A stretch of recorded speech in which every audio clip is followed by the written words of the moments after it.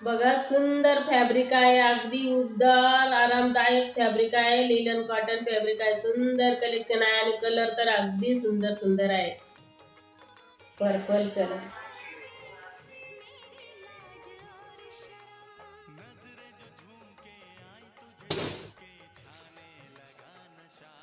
green colour,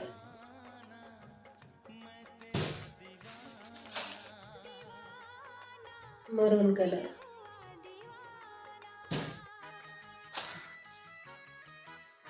blue colour,